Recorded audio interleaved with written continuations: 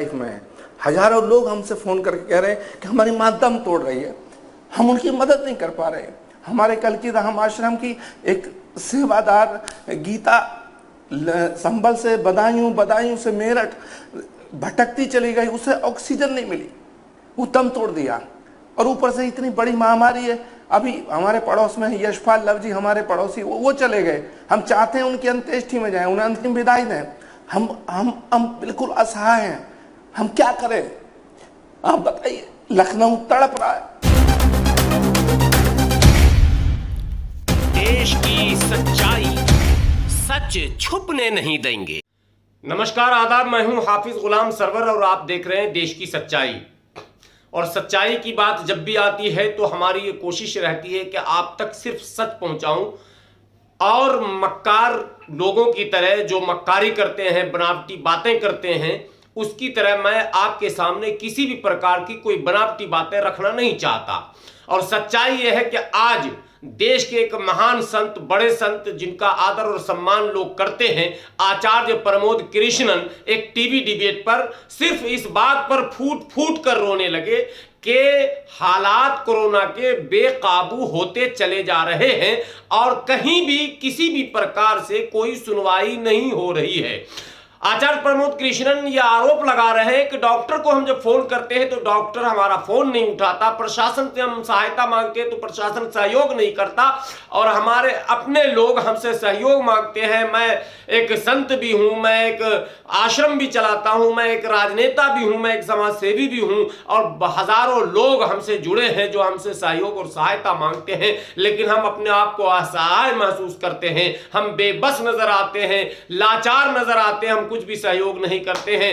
जफर इस्लाम साहब सुन रहा था, मैंने पहले ही ये कहा था कि मैं ये नहीं मानता हूं कि कोई सरकार ये चाहेगी कि उसके प्रदेश में हाहाकार मचे या देश में हाहाकार। मैं बिल्कुल नहीं मानता इस बात को, लेकिन जो लापरवाही हुई है जफर साहब, उसको तो स्वीकार करना पड़ेगा। हम सब मनुष्य हैं, हम मानव हैं, हम पत्थर नहीं हैं। सौरभ भाई, मैं आपको क्या बताऊं, पब्लिक लाइफ में हजारों लोग हमसे फोन करके कह रहे हैं कि हमारी माँ दम तोड़ रही है, हम उनकी मदद नहीं कर पा रहे। हमारे कल की राम आश्रम की एक सेवादार गीता संभल से बदायूं, बदायूं से मेरठ भटकती चली गई, उसे ऑक्सीजन नहीं मिली, वो दम तोड़ दिया। और ऊपर से इतनी बड़ी महामारी है। अभी हमारे पड़ोस में यशपाल लव जी, हमारे पड़ोसी, वो चले गए। हम चाहते हैं उनकी अंत्येष्टि में जाएं, उन्हें अंतिम विदाई दें। हम बिल्कुल असहाय हैं, हम क्या करें आप बताइए। लखनऊ तड़प रहा है, मैं गया था, मेरा साथ दिया, वो लोग तड़प रहे हैं। हम फोन करते हैं, कोई डॉक्टर फोन नहीं उठाता, हॉस्पिटल के मालिक फोन नहीं उठाते। हम क्या करें, यह पीड़ा है। हम लोग पत्थर नहीं है। ये राजनीति बाहर में गई, ठोकर पे मारो इसी राजनीति को, इस देश को बचाओ। युद्ध स्तर पे आर्मी का जितना भी सेटअप है इस देश में उतार दो। सौरभ जी, बहुत भयानक स्थिति है। हम लोग शर्म करने लायक भी नहीं बचेंगे। शर्म तब करेंगे जब बच जाएंगे। ये बहुत हो गया, भाजपा कांग्रेस गाली गलौज तू तू मैं। सौरभ, बहुत बुरी हालत है, हो रहा है। तड़प तड़प के लोग दम तोड़ रहे हैं, शमशान में लकड़ियां नहीं है, बुरी हालत है। इसको बचाओ, सब कुछ छोड़ दो, ये रैलियां छोड़ दो, चुनाव होते रहेंगे। भाड़ में गई कांग्रेस, भाड़ में गई बीजेपी, भाड़ में गई टीएमसी। ये बंगाल जीतना बीतना हारना सब छोड़ दो यार। मैं हाथ जोड़ता हूं, सारे देश की जनता से अपील करता हूं, सारे देश के पॉलिटिशियन से मैं अपील करता हूं, हाथ जोड़ के नेताओं से कहता हूं, ये राजनीति छोड़ दो, देश की जनता को बचाओ। बचेंगे तो चुनाव होगा, चुनाव होगा तो जीत लेंगे, हार लेंगे, सरकार बना लेंगे पूरे जीवन, लेकिन इस मानवता को बचाओ। मेरी अपील सुने सब लोग। आचार्य प्रमोद कृष्णन की शिकायत है कि इतना कुछ होने के बाद भी जब स्थितियां बिल्कुल हाथ से बाहर जाती दिख रही हैं, तब भी राजनेता चुनाव में क्यों व्यस्त हैं। आचार्य प्रमोद कृष्णन कह रहे हैं कि चुनाव तो आते जाते रहेंगे, कोई जीते कोई हारे, अगर देश हार गया तो फिर आपका चुनाव जीतना कोई मायने नहीं रखता।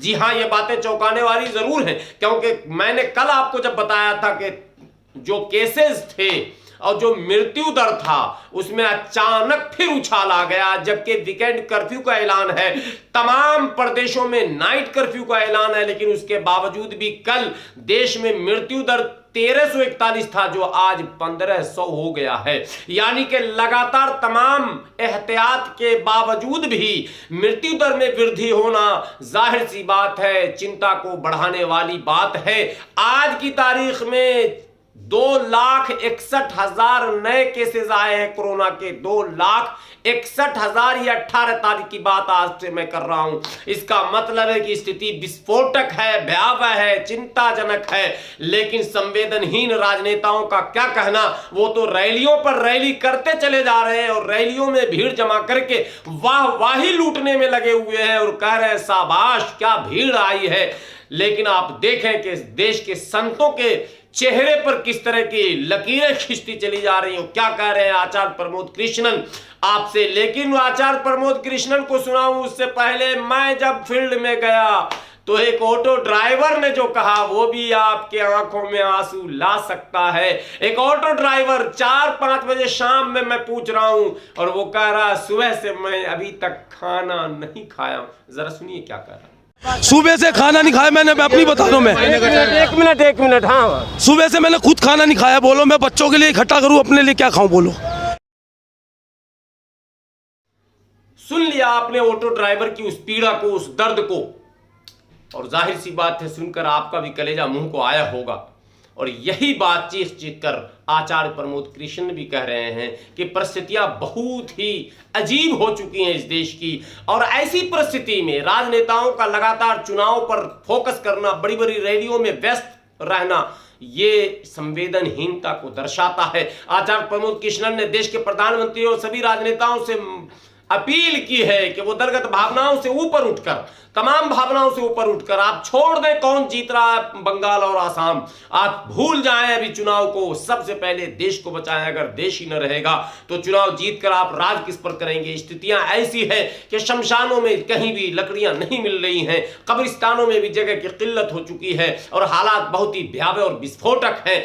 ऐसी परिस्थिति में आचार्य प्रमोद कृष्णन ने देश के उन तमाम बड़े पदाधिकारियों से और देश के राजनेताओं से यह अपील की है कि इसको राष्ट्रीय प्राकृतिक आपदा घोषित किया जाए और साथ में आर्मी का भी इसमें अगर जरूरत हो तो इस्तेमाल किया जाए, ताकि इन परिस्थितियों से किसी भी प्रकार से निपटा जा सके। इसलिए कि अगर परिस्थितियां काबू में नहीं आएंगी और जिस तेजी से ये फैल रहा मामला, अगर इसी तरह से ये फैलता रह गया और जिस तेजी से ये बढ़ रहा है, जैसा कि कल आपको मैंने दिखाया और आज दिखाया, और कल और आज में जो अंतर दिख रहा आपको मृत्यु दर में भी और कोरोना के नए केसों में भी और एक्टिव केसों में भी, ये वाकई चिंता का विषय बन रहा है। इसलिए राजनेताओं को भी इसके प्रति सजग और सावधान होने की आवश्यकता है, लेकिन आम जनों को भी सावधान और सजग होने की आवश्यकता है। इसको हल्के में लेने की कोशिश ना करें और जो गाइडलाइंस बताए जा रहे हैं उसको फॉलो करने की कोशिश करें।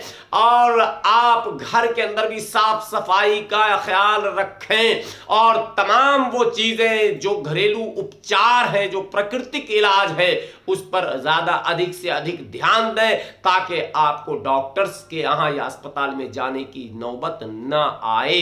परिस्थितियां ऐसी है कि जो अस्पताल जा रहा है उसका वापस आना मुश्किल हो रहा है। ऐसे सूरत हाल में घरेलू उपचार, प्राकृतिक उपचार, कुदरती इलाज पर ज्यादा से ज्यादा जोर दिया जाए और घर के अंदर बेहतर से बेहतर इंतजाम किया जाए और बगैर जरूरत के घर से बाहर न निकला जाए। वरना अभी तो एक साधु संत रो रहे हैं टीवी पर, कहीं ऐसा न हो कि पूरा देश रोने लग जाए। इसलिए उससे पहले कि वैसी परिस्थिति हो, देश के समस्त देशवासियों से विनती है कि आप सजग सावधान होकर एक जिम्मेदार नागरिक का कर्तव्य निभाने के लिए आगे आए। देश संकट काल में है। ठीक है प्रधानमंत्री चुनाव में लगे हैं, ठीक है प्रधानमंत्री संवेदनहीन हो चुके हैं, लेकिन केवल एक प्रधानमंत्री भारत नहीं है। भारत की 135 करोड़ जनता भारत है और पूरे 135 करोड़ जनता की जवाबदेही बनती है कि वो ऐसे संकट काल में देश को बचाने, समाज को बचाने, इंसानियत को बचाने के लिए अपनी अपनी जिम्मेदारी को निभाने के लिए जो है कमर कसे बाहर आए। अब तक आपने अगर देश की सच्चाई चैनल को सब्सक्राइब नहीं किया तो आपसे विनती है, निवेदन है कि आप इस चैनल को सब्सक्राइब कर लें और अगर आप फेसबुक पर इसको देख रहे हैं तो आप इसको फॉलो कर लें और लाइक कर लें, ताकि जो सच है देश का वो आप तक पहुंचता रहे और सच्ची खबर से आप रूबरू होते रहें। शुक्रिया। खुदा